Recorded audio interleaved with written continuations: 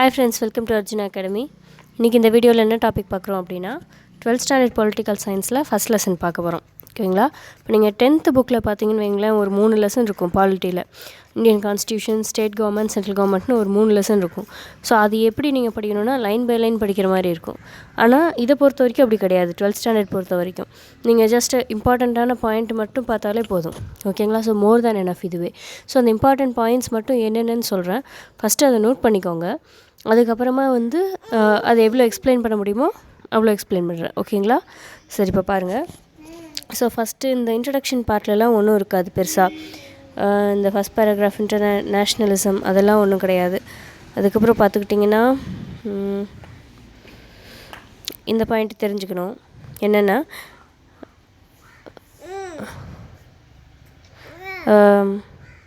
இந்த central legislative பாடி இருக்கு இல்லையா, அதாவது நம்ம ஃப்ரீடம் வாங்குறதுக்கு முன்னாடி சென்ட்ரல் லெஜிஸ்லேட்டிவ் பாடி அப்படின்னு ஒன்று இருக்கும். ஓகேங்களா? ஸோ அதை தான் வந்து என்னவா கன்வெர்ட் பண்ணியிருப்பாங்க அப்படின்னு பார்த்தீங்கன்னா கான்ஸ்டியூஷன் மேக்கிங் பாடி, அதாவது கான்ஸ்டியூஷன் அசம்பிளி அப்படின்னு வந்து ஃபார்ம் பண்ணியிருப்பாங்க. ஸோ அந்த பாயிண்ட் வந்து தெரிஞ்சிருக்கணும். ஓகேங்களா? ஸோ அது சும்மா ஒரு ஜெனரல் நாலேஜுக்கு தெரிஞ்சுக்கோங்க போதும், இங்கேருந்து இது வரைக்கும். ஓகேங்களா? ஸோ இது அவ்வளோதான். நெக்ஸ்ட் பேஜ் வாங்க. நெக்ஸ்ட் பேஜில்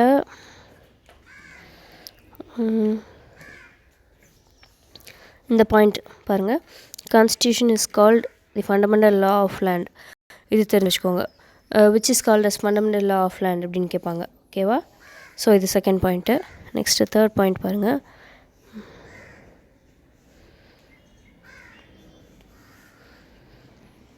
தேர்ட் பாயிண்ட் இந்த இடத்துல ஒரு பாயிண்ட். இந்த பார்ட் 4 அப்படின்னு இந்த ஒரு லைன் இருக்குது பாருங்கள். இந்த part 4 of Indian constitution has provisions for government to make laws to address many problems prevalent in society. Part 4 என்னதுங்க? DPSP, directive principles. ஓகேவா? ஸோ அதை தான் வந்து சொல்லியிருப்பாங்க. டைரக்டிவ் பிரின்சிபல்ஸுங்கிறதே வந்து என்னது, ஒரு மியர் இன்ஸ்ட்ரக்ஷன்ஸ் மாதிரி. இது கம்பல்சரி ஃபாலோ பண்ணணும் அப்படின்னு கம்பல் பண்ண மாட்டாங்க. But government should take steps, அதாவது இது செஞ்சால் நல்லாயிருக்கும், ஒரு வெல்ஃபேராக இருக்கும், நாட்டுக்கே ஒரு வெல்ஃபேர் அப்படின்னு சொல்லுவாங்க இல்லையா. ஸோ அந்த மாதிரி விஷயம் இது. ஓகேவா? ஸோ இதில் எந்த பார்ட்டில் இருக்குது அப்படின்னு பார்த்தீங்கன்னா பார்ட் 4. ஓகேவா? ஸோ பார்ட் 4 ஆஃப் இந்தியன் கான்ஸ்டியூஷனில் என்ன இருக்குது அப்படின்னா டிபிஎஸ்பி இருக்குது. ஓகேவா? ஸோ இது வந்து தேர்ட் பாயிண்ட். நெக்ஸ்ட்டு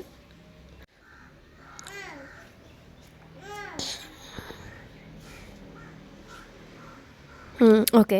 இப்போ நம்மளதெல்லாம் வந்து கான்ஸ்டியூஷனில் என்னென்ன இருக்குது, ஆர்டிக்கல், ஷெட்யூல் அந்த மாதிரி இருக்கு இல்லையா. ஸோ மெஜாரிட்டி அந்த மாதிரி தான் இருக்கும் நிறைய நாட்டில். சில நாட்டில் மட்டும் ஃபார் எக்ஸாம்பிள் யூகே வந்து இந்த இடத்துல எக்ஸாம்பிளாக சொல்லியிருப்பாங்க. ஓகேங்களா? ஸோ அங்கே வந்து யூகேவோட கான்ஸ்டியூஷன் வந்து என்னென்னு சொல்கிறாங்க அப்படின்னு பார்த்தீங்கன்னா டிஸ்ட்ரிக்ட் கான்ஸ்டியூஷன் அப்படின்னு சொல்கிறாங்க. இப்போ நமக்கு எப்படி ஆர்டிகல்ஸ், ஷெட்யூல்ஸ், பார்ட்டு அந்த மாதிரிலாம் இருக்கும். ஸோ அதே மாதிரி அவங்களது என்னென்னு சொல்லுவாங்க அப்படின்னா கான்ஸ்டியூஷனல் காம்பனன்ட்ஸ் அப்படின்னு சொல்லியிருப்பாங்க. என்ன அது கான்ஸ்டியூஷனல் காம்பனன்ட்ஸ் அப்படின்னா நம்மள மாதிரி அவங்களுக்கு ஒரு ரிட்டன் கான்ஸ்டியூஷன் கிடையாது. ஓகேவா? அதுக்கு பதிலாக இதுக்கு முன்னாடி இன்சிடென்ட் நடந்தப்பெல்லாம் அதுக்கு ஒரு டெசிஷன் எடுத்திருப்பாங்க, ஒரு ரெசல்யூஷன் பாஸ் பண்ணியிருப்பாங்க இல்லையா.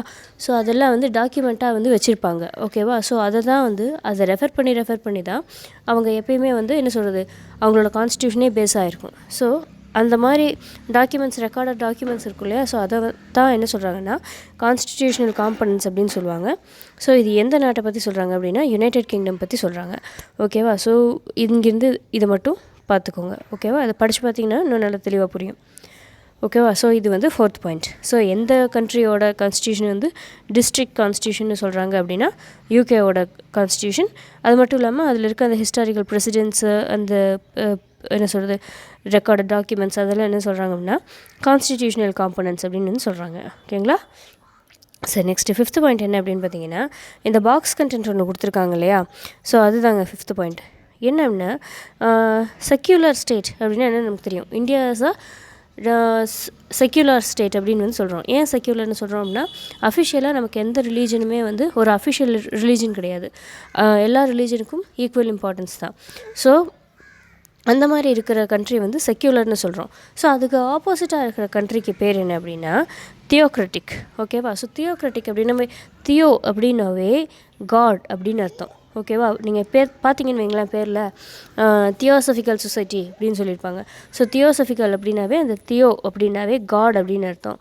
ஸோ ஏதோ ஒரு பர்டிகுலர் காட் ஆர் பர்டிகுலர் ரிலீஜனை வந்து அங்கே அந்த கண்ட்ரியில் வந்து அஃபிஷியல் ரிலீஜனாக வச்சுருப்பாங்க. எல்லா ஹை போஸ்ட்டும் அந்த ரிலீஜனை சேர்ந்த மக்களுக்கு மட்டும்தான் ப்ரிஃபர் பண்ணுவாங்க. ஓகேவா? ஸோ அந்த மாதிரி இருக்க ஸ்டேட்டு வந்து தியோக்ராட்டிக் ஸ்டேட்னு சொல்கிறாங்க. எக்ஸாம்பிள்ஸ் பார்த்திங்க அப்படின்னா பாகிஸ்தான், வேட்டிக்கன் சிட்டி இதெல்லாம் தான் வந்து தியோக்ராட்டிக் ஸ்டேட்டுக்கு எக்ஸாம்பிள். ஓகேங்களா? ஸோ இது வந்து 5th பாயிண்ட். நெக்ஸ்ட்டு ஜென்ரலாக ஃபார்முலேஷன். அடுத்த டாபிக் பாருங்கள். ஃபார்முலேஷனாக ஒன்றும் இல்லைங்க, ஒரு கான்ஸ்டியூஷன் வந்து எப்படி வந்து என்ன சொல்கிறது, எப்படி உருவாக்குறாங்க, ஓகேவா, இதை எப்படி உருவாக்குறாங்க, அதை எப்படி நடைமுறைக்கு கொண்டு வராங்க அப்படிங்கிறதெல்லாம் வந்து தான் என்ன அப்படின்னா ஃபார்முலேஷன் அப்படின்னு வந்து சொல்கிறாங்க. இப்போது இந்தியன் கான்ஸ்டியூஷன் வந்து பார்த்திங்க அப்படின்னா நிறையா கண்ட்ரிலேருந்து அதனுடைய சோர்ஸ், அது என்ன சொல்கிறது, கான்ஸ்டியூஷன் வந்து எப்படி வந்துருக்குன்னா நிறைய பாயிண்ட்ஸ் வந்து நிறையா கண்ட்ரிகிட்டேருந்து ரெஃபர் பண்ணியிருப்பாங்க. இப்போது ஃபண்டமெண்டல் ரைட்ஸ் ஒரு கண்ட்ரிகிட்டேருந்து வாங்கியிருப்பாங்க, ஃபண்டமெண்டல் டியூட்டிஸ் ஒரு கண்ட்ரிகிட்டேருந்து. ஸோ இந்த மாதிரி நிறையா வந்து பார்ட் பை பார்ட்டாக நிறையா கண்ட்ரிஸ்கிட்டேருந்து வாங்கியிருப்பாங்க.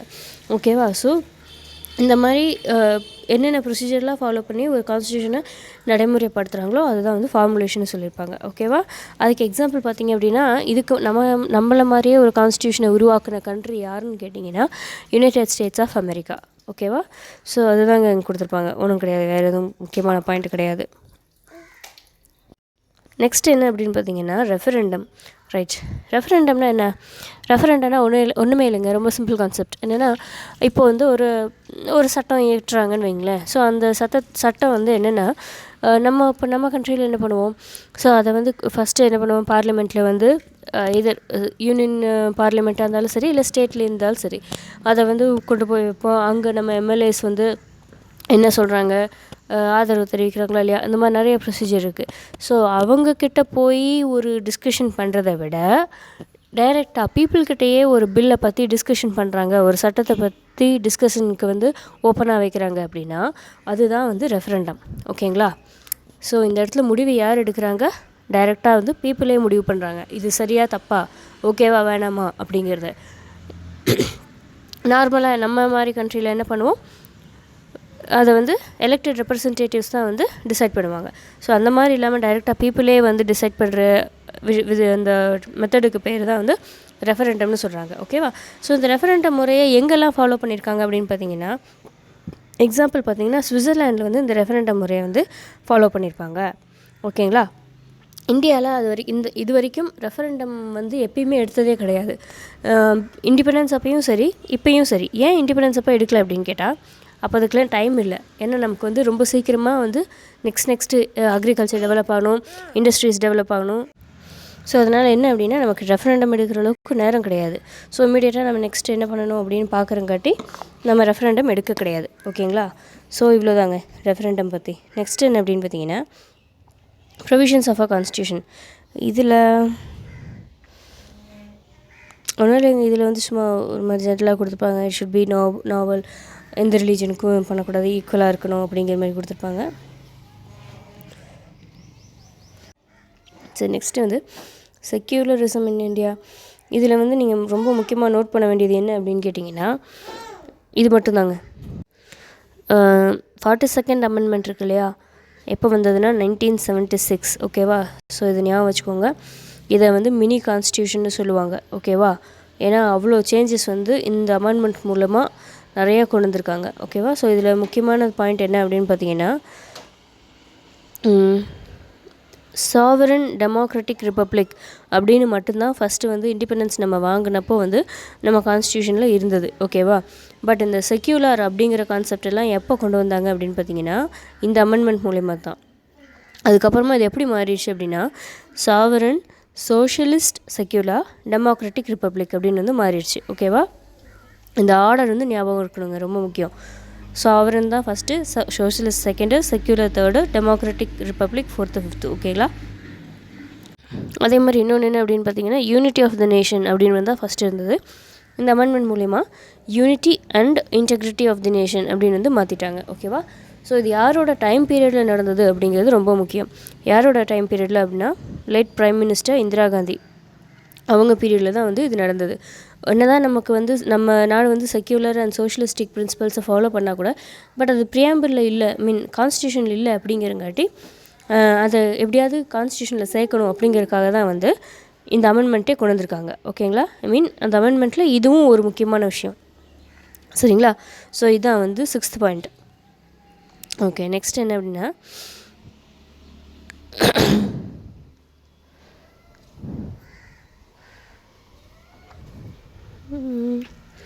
ஓகே, இப்போ தாங்க நீங்கள் ரொம்ப ஞாபகம் வச்சுக்க வேண்டிய ஏரியா. இது வரைக்கும் பார்த்ததெல்லாம் சும்மா ஜென்ரலாக ஒரு இன்ட்ரடக்ஷன் மாதிரி தான். ஓகேங்களா, ஸோ இதில் பாருங்கள்.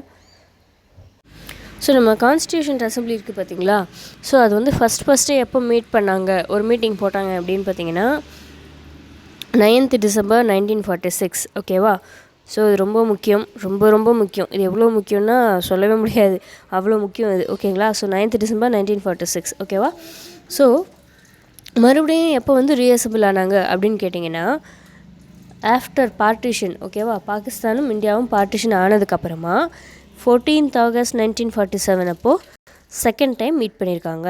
ஓகேவா, ஸோ ஃபஸ்ட்டு மீட்டிங் நடந்தது எப்போ அப்படின்னா 9th December 1946. அதுக்கப்புறமா எப்போ ரீஅசம்பிள் ஆயிருக்காங்க அப்படின்னா 14th August 1947. இது ஃபஸ்ட்டு, இது செகண்டு. ஓகேங்களா,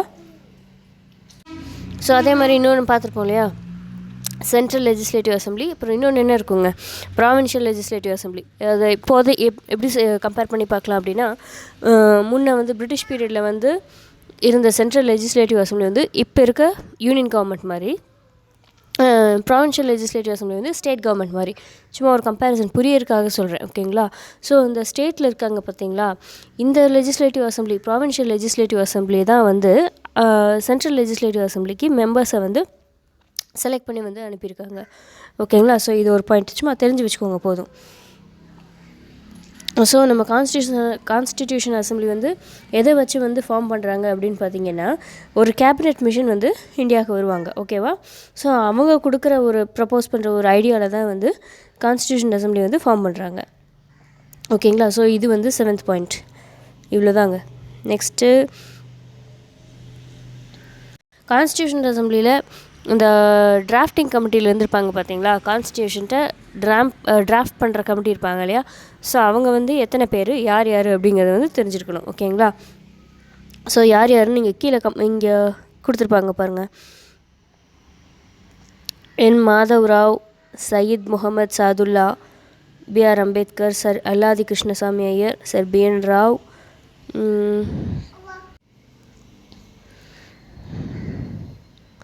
அதுக்கப்புறம் இங்கே மேலே பாருங்கள் S.N. முகர்ஜி, ஜுகல் கிஷோர் கண்ணா, கேவல் கிருஷ்ணன். ஸோ இவங்க எல்லோரும் தான். ஓகேவா, ஸோ மொத்தமாக எத்தனை பேர்னு பாருங்கள். இங்கே வந்து ஒரு 3 பேர், அப்புறம் இங்கே வந்து ஒரு 1 2 3 4 5, ஸோ 8 மெம்பர்ஸ். ஓகேவா, இன்க்ளூடிங் சேர்மன் யார், B.R. அம்பேத்கர். ஓகேவா, ஸோ சேர்மன் இல்லாமல் 7 பேர். ஓகேங்களா, ஸோ இவங்க மொத்தமாக இந்த 8 பேர் சேர்ந்து தான் டிராஃப்டிங் கமிட்டியில் இருந்து ஒரு நம்ம கான்ஸ்டியூஷன் ஆஃப் இந்தியா அதை வந்து டிராஃப்ட் பண்ணுறாங்க. ஓகேங்களா, ஸோ நெக்ஸ்ட் என்னென்னா, இந்த பிளான் படி, அதாவது இந்த கான்ஸ்டியூஷன் அசம்பிளி வந்து எப்படி ஃபார்ம் பண்ணுறாங்க அப்படின்னா, நம்ம இப்போ பார்த்தோம் இல்லையா, ப்ராவின்ஷியல் லெஜிஸ்லேட்டிவ் அசம்பிளிலேருந்து மெம்பர்ஸை வந்து எலெக்ட் பண்ணி அனுப்புவாங்க இந்த சென்ட்ரல் லெஜிஸ்லேட்டிவ் அசம்பிளி அப்படிங்கிறதுக்கு. ஸோ எந்த ரேஷியோவில் அனுப்புகிறாங்கன்னு பாருங்கள்.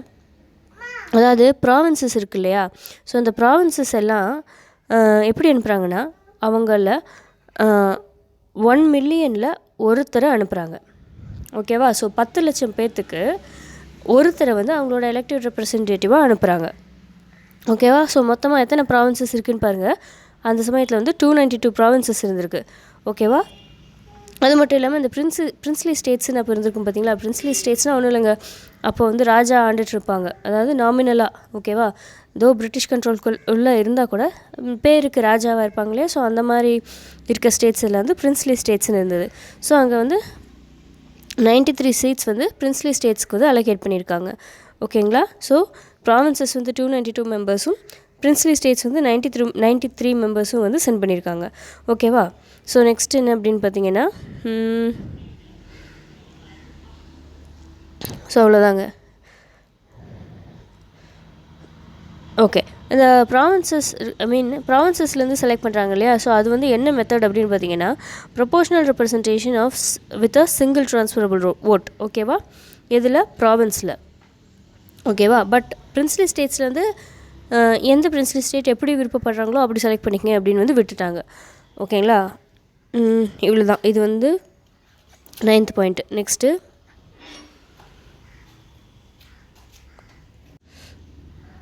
ஓகே. ஸோ 26th November 1949 அது வந்து என்ன அப்படின்னா ரொம்ப முக்கியமான ஒரு டைம். ஏன் அப்படின்னா கான்ஸ்டியூஷனை வந்து அடாப்ட் பண்ணிக்கிட்ட நாள் வந்து அந்த நாள் தான். ஓகேவா? ஸோ அந்த அன்னைக்கு வந்து எத்தனை பேர் இருந்திருக்காங்க அந்த கான்ஸ்டியூஷன்ட்ட அசம்பிளி ஃபார்ம் பண்ணதில் அப்படின்னு பார்த்தீங்கன்னா 284 மெம்பர்ஸ் வந்து அந்த அன்றைக்கி ப்ரெசென்ட் ஆகிருக்காங்க. ப்ரெசென்ட் ஆகிட்டு அவங்க சிக்னேச்சர் பண்ணிட்டாங்க. எதுக்கு? நம்ம கான்ஸ்டியூஷனுக்கு. ஓகேவா? Which means it is formally adopted. ஓகேவா? அந்த டேட் ரொம்ப ரொம்ப முக்கியங்க. 26th November 1949. ஓகேவா? ஸோ இந்த கான்ஸ்டியூஷன் எப்போ வந்து it come in to being அப்படின்னு கேட்டிங்கன்னா August 26th January 1950 அப்போது வந்து என்ன ஆகிடுது அப்படின்னா it comes into force. But adopt பண்ணது எப்போது? 26th November 1949. ஓகேங்களா? ஸோ ரொம்ப முக்கியம். நெக்ஸ்ட் அதே மாதிரி இந்த பேராகிராஃப் இருக்குது பார்த்தீங்களா, இதுவும் ரொம்ப ரொம்ப முக்கியம். ஸோ இது என்னென்னு பாருங்கள். நம்ம கான்ஸ்டியூஷன் அசம்பிளியோட ஃபஸ்ட்டு மீட்டிங் வந்து எப்போ நடந்ததுன்னு பார்த்தோம்? 9th December 1946 அப்படின்னு பார்த்தோம். ஓகே, எங்கே நடந்தது? கான்ஸ்டிடியூஷன் ஹால் எங்கே? நியூ டெல்லியில் நடந்தது. எந்த கிழமை? மண்டே. எத்தனை மணிக்கு? 11 of the clock. ஓகேவா? ஸோ இதெல்லாம் முக்கியம்.